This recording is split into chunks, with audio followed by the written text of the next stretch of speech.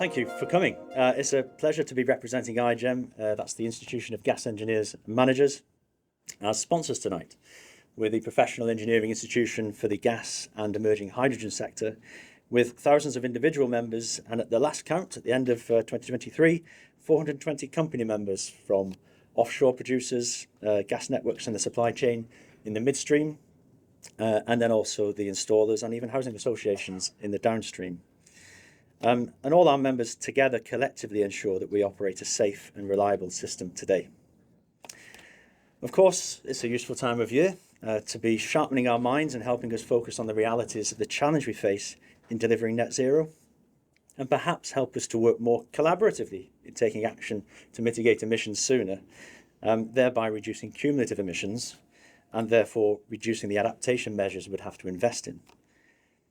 While I have your attention for a few minutes, hop into your DeLorean and let me firstly take you on a little journey, if you don't mind. History usually has some helpful lessons for us. The gas industry as we recognise it today, I would say, started in 1792 in Redruth in Cornwall. That's when William Murdoch first produced gas from distilling coal for an actual purpose, to light his house. Before that, it was generally laboratory experiments for fun. Then followed a period of 20 years when gasworks were developed and built as energy islands with co-located gas production, storage and consumption at individual industrial sites. Then along came Frederick Windsor, who then put forward a proposal that it would be better to centrally produce the gas and then distribute it to those who want it through a network of pipes. That was actually proposed in the Lyceum Theatre where the Lion King is, and then demonstrated physically on Pall Mall, just next to the RAC building. There's a plaque on the wall from IGEM. Go and spot it. And from this point, industry then ditched their energy islands and adopted a network supply. It was easier all round for a number of reasons, but I suspect most importantly, it was that the security of supply problem was upstreamed to somebody else. All that being quite useful as we consider islanded and networked supplies of hydrogen for industry over 200 years later. So gas networks were born in 1812 in Westminster, actually on the site of the Home Office today. This was quickly replicated at thousands of locations up and down the country, with some offering what we might now call bundled services for gas, electricity, water and coke. Fast forward and we see an industry that was initially developed for street lighting, now transformed into a network delivering for home heating, industry, power generation and transport. We often hear about whole systems with all these different demands, but it means different things to different people. And I'd say a mistake in designing our energy future would be to focus on one energy vector or one energy demand sector at a time. We need everything to be looked at together, which makes energy systems modelling quite complicated. But I really hope we begin to see some action. And that needs firm policy to invest, and that we don't just cycle around in circles in the pursuit of perfection. To help a little with understanding what connections there are on the gas grid, IGEM has worked with the networks to plot some of them. You'll see these on the banners and rolling on the screens. And you'll see just next to me here, there's 67,000 industrial connections to the gas grid, which helps us to realise that industry just isn't located in convenient clusters on the coast, but it's actually all across the system, right down to the lower pressure tiers of distribution.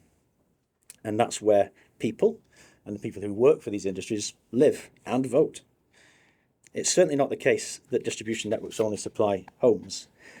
And if a proportion of industry needs a molecule, maybe like hydrogen, then it'll be passing the doors of homes and other businesses along the way that share the same pipe. There's also 460,000 commercial connections, which includes large end users like hospitals in the centre of towns and cities everywhere. And adding to industry, that makes 527,000 businesses. Then with minds in this house aligned well on a zero carbon electricity system within the next decade or so, we have 308 power stations connected to the gas grid, with a capacity of 33.4 gigawatts, and 5.3 of that being on distribution. These flexibly respond to power needs, as I'm sure you know, and generate anywhere between 7% and 70% of electricity needs at any one time. And there's 75 more of these in the process of connecting that will add another 1.5 gigawatts of power generation to the gas distribution system. And then biomethane, what's coming into the gas grid, is moving along well. There's 124 sites connected and 29 on the way. And currently that's delivering a capacity of 10.1 terawatt hours. And soon that'll be 14.5 terawatt hours and that's enough to heat 1.2 million homes. And if they use hybrid heating systems, that's 6 million homes. And you start to talk about massive scales, and that's 25% of gas grid connected homes.